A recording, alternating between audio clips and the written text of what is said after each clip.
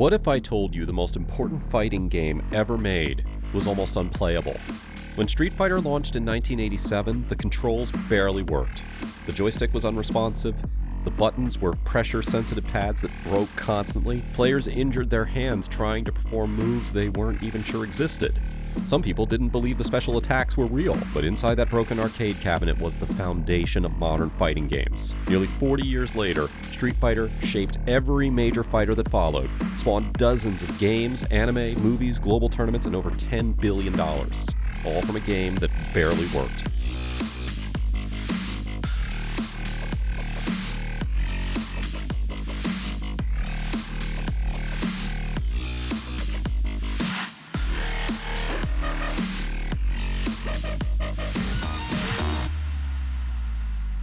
To understand why Street Fighter mattered, you have to start with the people behind it.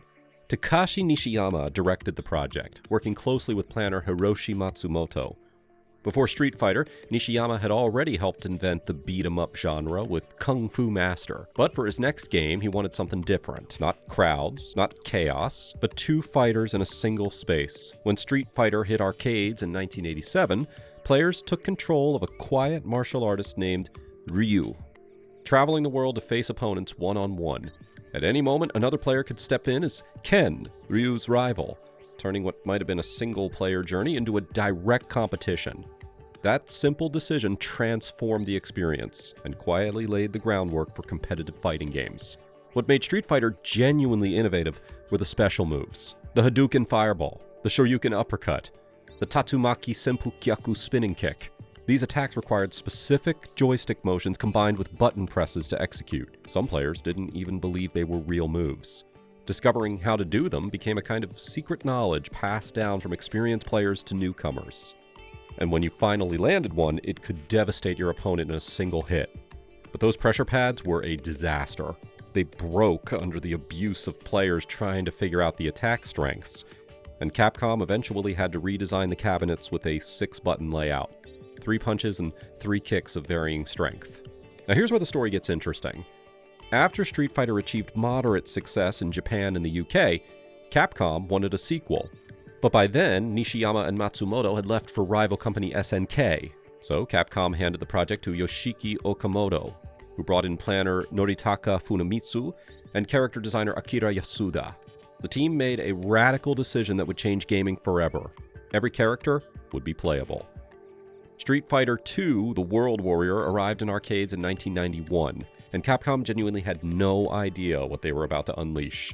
The company thought that it might do somewhat better than their other games, but what happened instead was a phenomenon that sold around 60,000 cabinets worldwide, numbers not seen since Donkey Kong, and generated hundreds of millions of dollars. The game offered 8 distinct fighters, each with roughly 30 moves and completely different fighting styles. You could play as Ryu or Ken, sure, but you could also choose E. Honda, the sumo wrestler, Zangief, the Russian bear wrestler, Chun-Li with her devastating kicks, Dalsim with his yoga-inspired stretching limbs, Guile with his military precision, or Blanca with his electricity. For the first time, fighting game players could express themselves through character choice. The game also introduced something that would define competitive gaming: combos. There were bugs in the code that allowed players to chain attacks together before their opponent could recover. The development team knew about them, but figured that the timing was too precise for anyone to exploit consistently. They were wrong. Devoted players learned these techniques and transformed Street Fighter II from a casual button masher into a game of incredible technical depth. Suddenly, there were 2 populations of players: hardcore gamers, who spent hours mastering every combo and timing window, and everyone else. One of the wildest stories involves the character that we know as Balrog, the boxer. In the original Japanese version, he was named M. Bison, and was clearly modeled after Mike Tyson. Same build, same boxing style, same intimidation factor.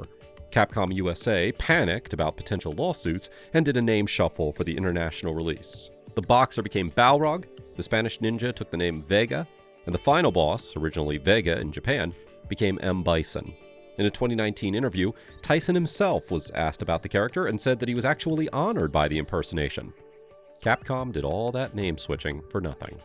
Street Fighter II proved so successful that Capcom kept refining it. Champion Edition in 1992 made the 4 boss characters playable, and let 2 players choose the same fighter for the first time. Hyper Fighting later that year sped up the gameplay and added new special moves in response to bootleg versions of the game that had been circulating. Super Street Fighter II, the new challengers, arrived in 1993 with 4 new characters: Cammy, Fei Long, DJ, and T-Hawk, plus completely redrawn graphics. And then Super Street Fighter II Turbo in 1994 introduced super combos and a hidden character that would become one of the most infamous fighters in gaming history. Akuma exists because of a joke. Noritaka Funamitsu was inspired by an old April Fool's article that claimed that there was a secret character named Goken hidden in the game.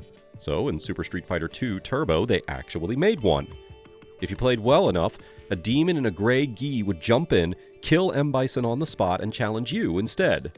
That character was Akuma, the violent brother of Ryu and Ken's master, created to hunt strong opponents and nothing else. By the mid-90s, Street Fighter had become a billion-dollar franchise. The SNES port of Street Fighter II remains Capcom's best-selling game to this day. More than 14 million cartridges were sold for the Super Nintendo and Sega Genesis combined. Sponsored tournaments gave rise to legendary players like Daigo Umehara, known simply as the Beast, who currently holds the Guinness World Record for most successful player in major Street Fighter tournaments.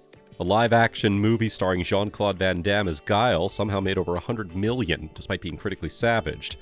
It also featured Raul Julia in his final role as M. Bison, a performance so committed that it ended up becoming the film's most memorable part. Animated series, manga, toys, and trading cards followed. But the gaming landscape was shifting. Mortal Kombat had arrived with its over-the-top violence and proper sequels. Virtua Fighter pioneered 3D fighting. Tekken and Soul Edge were coming, and internally, Capcom was struggling to figure out what came next. Nearly half the Street Fighter II team quit and went to SNK. What followed was a period of experimentation that produced wildly different results. The Street Fighter Alpha series, launching in 1995, took visual cues from Darkstalkers and set its story between the first 2 games, fleshing out character backstories while introducing mechanics like alpha counters and chain combos. Now, the Alpha games were beloved by fans, particularly Alpha 2, which could be considered one of the best 2D fighting games ever made. Street Fighter EX in 1996 attempted to move the franchise into 3D, co-developed with Arika, a company founded by one of Street Fighter II's original planners. It looked dated compared to the competition, and it quickly faded. And then came Street Fighter III in 1997, and Capcom made a move that felt almost suicidal. They wiped the roster. Ryu and Ken stayed, and almost everyone else was gone. Instead of familiar faces, the game asked players to start over with an entirely new cast. The big new idea was the parry. If you tapped forward at the exact moment an attack hit, you could nullify it completely and strike back. No chip damage, no safety, just pure timing and confidence. On top of that, players had to pick one super move before the match even started, locking themselves into a strategy instead of having access to everything. The game looked incredible, with fluid, hand-drawn animation that still hasn't aged, but none of that mattered at the time. Most players didn't care. The new characters felt too strange or too plain. Genetic mutant Necro stretched his limbs like Dalsim, but he looked like a horror movie reject. Ancient martial arts master Oro fought with one arm literally tied behind his back so that he wouldn't accidentally kill potential students. To longtime players, the game didn't feel new enough. To new players, the parry system was intimidating and unforgiving. Capcom tried to fix that with updates, with Double Impact and Third Strike, bringing back familiar faces like Akuma and Chun-Li. But by then, the damage was done, and Street Fighter III never recovered commercially. But Third Strike refused to die. Instead, it found a small, dedicated audience that treated it less like a game and more like a discipline. And that devotion led to one of the most famous moments in competitive gaming history. At EVO 2004, Daigo Umehara was one hit from losing to Justin Wong, cornered with almost no health left. Wong activated Chun-Li's Super, a move that should have ended the match.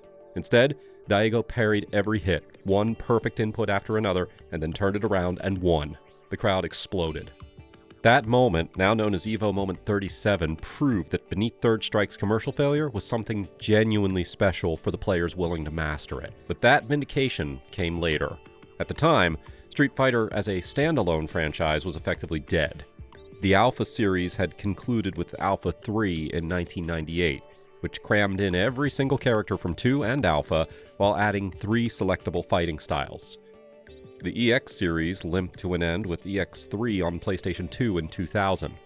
Ports and compilations trickled out. but nothing new was on the horizon. So Capcom's solution was to give fans what they wanted through crossovers. The company had been dipping into this well since 1994 with X-Men Children of the Atom, which featured Akuma as a hidden character.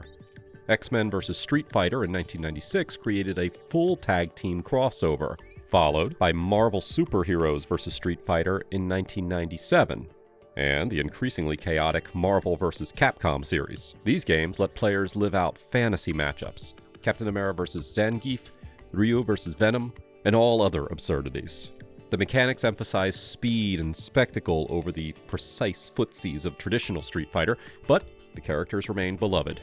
And after years of competing for arcade dominance with SNK, the two companies signed an unprecedented deal to create crossover games independently. SNK focused on portable titles for their Neo Geo Pocket.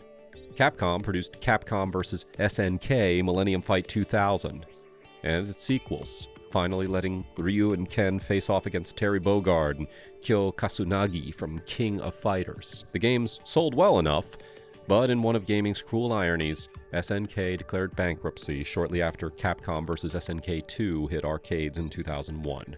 And remember that Takashi Nishiyama, the original Street Fighter's creator, had left Capcom for SNK back in the late 80s. He went on to create Fatal Fury and Art of Fighting, games that he said represent what his Street Fighter 2 would have been. At the time of Fatal Fury's release, it was dismissed as a Street Fighter 2 knockoff, which must have stung given that Nishiyama had invented the formula in the first place. When SNK collapsed, it seemed like the end of an era for 2D fighting games entirely.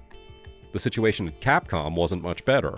A proposed 3D fighter called Capcom Fighting All-Stars was tested in 2003 and scrapped after a disastrous reception. And by that time, all the people working on the franchise just decided that they were done. Street Fighter had gone from industry-defining phenomenon to afterthought in barely a decade. What pulled Street Fighter back from the edge was, weirdly, a costume. In 2006, Yoshinori Ono was producing an Onimusha game when he added unlockable outfits based on Ryu, Ken, Chun-Li, and Guile. Players went crazy for them. Ono used that reaction to make a simple case to Capcom's leadership. If people were this excited over costumes, they clearly wanted a real Street Fighter game. Capcom agreed, and Street Fighter 4 was greenlit with Ono in charge. Making Street Fighter 4 meant a lot of debate and second-guessing. Some choices were risky. The art style moved away from pixels and anime toward 3D models fighting on a 2D plane. The roster focused on familiar faces instead of new ones, deliberately calling back to Super Street Fighter 2 Turbo, which Ono saw as the high point of the series. And in a full circle moment, Capcom brought in Dimps as co-developer, a studio founded by the original creators of Street Fighter. Decades after starting it all, they were back. Street Fighter 4 introduced focus attacks, a new mechanic that let players absorb incoming damage and return it with a powerful counterattack. Ultra combos provided dramatic comeback potential, triggered by a revenge gauge that filled as you took damage. The game was designed to be accessible to new players while rewarding the deep technical mastery that had always defined competitive Street Fighter. Street Fighter 4 was immediately hailed as a triumph. Arcadia magazine even named it Game of the Year, and after nearly a decade in the wilderness, the game was back. The roster brought back all 12 World Warriors from Street Fighter 2, plus Akuma and the 4 boss characters. Ryu and Ken's master Goken, the subject of that old Electronic Gaming Monthly April Fool's joke from the 90s, was finally playable for the first time. New characters included Abel, a French amnesiac who used mixed martial arts, Crimson Viper, an American spy in a low-cut suit, and El Fuerte, a luchador chef. The final boss was Seth, a Shadaloo cyborg with the ability to copy other fighters' techniques. Super Street Fighter 4 followed in 2010, adding 10 more characters at a reduced price point, including fan favorites Dudley and Ibuki from Third Strike, and newcomers Juri and Hakan. The arcade edition that same year brought back Yun and Yang from Street Fighter 3, alongside alternate versions of Ryu and Akuma. Ultra Street Fighter 4 in 2014 expanded the roster to 44 fighters, making it the largest in series history at that time. For the competitive scene, Street Fighter 4 was a renaissance. The Evolution Championship Series, which had limped along through the franchise's dormant years with aging games, suddenly had a main event that drew thousands of entrants and hundreds of thousands of viewers. Daigo Umehara remained a dominant force, but new legends emerged. Players like Hajime Tokido Taniguchi, who would eventually be ranked the #1 Street Fighter V player in the world, and Mike Broly Legs Begum, who reached as high as 378th in global rankings while playing the game with only his mouth due to a physical disability. Now, coming off of the success of Street Fighter IV, Capcom tried to push the crossover idea further with Street Fighter X Tekken in 2012.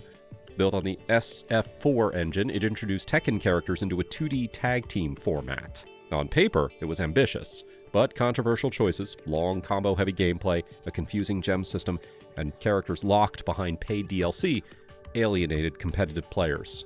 It sold well, but it damaged trust, becoming a reminder that Street Fighter's strength had always come from its fundamentals, not gimmicks. Street Fighter's influence didn't stop at games.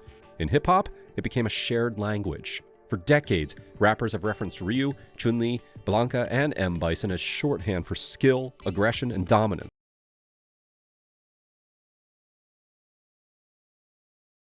Moves like the Hadouken and Shoryuken turned into metaphors. The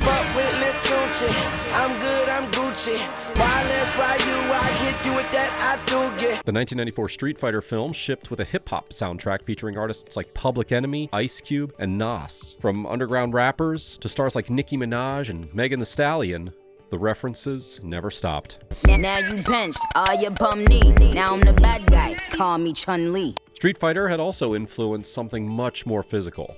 When the first Ultimate Fighting Championship event launched in 1993, it was pitched to audiences as essentially a real-life fighting game tournament. The timing was not coincidental. Super Street Fighter II and Mortal Kombat 2 were the best-selling games of that year. The connection between virtual combat and the emerging sport of mixed martial arts ran deeper than marketing. Both appealed to the same fundamental human fascination with one-on-one competition between different fighting styles. And Capcom wasn't done. Street Fighter V was launched in February of 2016 as a PlayStation 4 and PC exclusive with cross-platform play. The initial release was, to put it charitably, incomplete. 16 characters were available, but the online infrastructure was broken, there was no arcade mode, and the story mode consisted of lengthy cutscenes interrupted by frustratingly easy fights with no difficulty options. Critics and fans savaged it. But Capcom committed to building the game over time. A cinematic story mode called A Shadow Falls arrived later that year, depicting the final destruction of Shadaloo and M. Bison's apparent death at the hands of Ryu and the resurrected Charlie Nash. Street Fighter V Arcade Edition in 2018 finally added the missing single-player content, including a clever mode that let players fight through different eras of Street Fighter history. Champion Edition in 2020 brought the roster to 46 characters. The game's mechanics emphasized offense and pressure. Each character gained unique abilities through the V system. V skills, V triggers, and V reversals that dramatically differentiated how fighters played. Where Street Fighter IV had universal mechanics that anyone could access, V made character choice matter more than ever. Learning Ryu was genuinely different from learning Rashid or Menet or G. Some players loved the aggressive, commitment-heavy gameplay. Others missed the defensive options and neutral-focused footsies of previous entries. What nobody could deny was that Street Fighter V rebuilt the franchise's esports presence into something massive. The Capcom Pro Tour created a global circuit of tournaments feeding into an annual championship, with prize pools and production values that would have seemed impossible during the dark years of the early 2000s. And then, in 2022, Capcom announced Street Fighter VI. The reveal trailer showed something unexpected: Ryu with a beard, looking older and more weathered than ever before. The game would be set after Street Fighter III chronologically, finally moving the timeline forward rather than filling in gaps. When it launched in 2023, it became clear that Capcom had learned from every misstep of the previous decade. Street Fighter VI runs on the RE engine, the same technology powering the recent Resident Evil remakes, and it shows. The game is gorgeous in a way that no previous Street Fighter has been, with character models that hold up to scrutiny and stages filled with life and detail. But the real innovation is the drive system, which might be the most elegant mechanical framework that the series has ever produced. Every character has access to the same 6-segment drive gauge, which powers 5 distinct techniques. Drive Impact is an armored strike that can absorb incoming attacks and crumple opponents against walls. Drive Parry lets you deflect attacks by holding 2 buttons, a more accessible version of Third Strike's demanding tap timing. Drive Rush cancels your recovery into a forward dash, enabling combo extensions. Drive Reversal is a defensive escape when you're blocking. And Overdrive enhances your special moves at the cost of gauge. Spend too much of your drive gauge and you enter Burnout, a vulnerable state where you lose access to these tools and take chip damage from blocked attacks that can actually kill you. What makes Street Fighter 6 work is how simple the system is underneath the depth.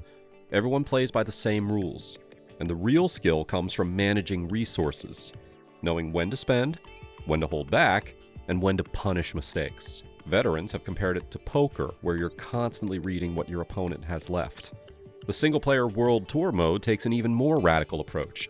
You create a custom avatar and explore an open-world version of Metro City, the setting from Final Fight, finally brought into Street Fighter proper with full detail.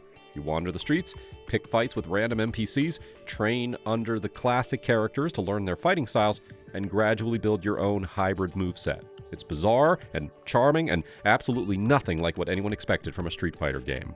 The Battle Hub provides the social experience.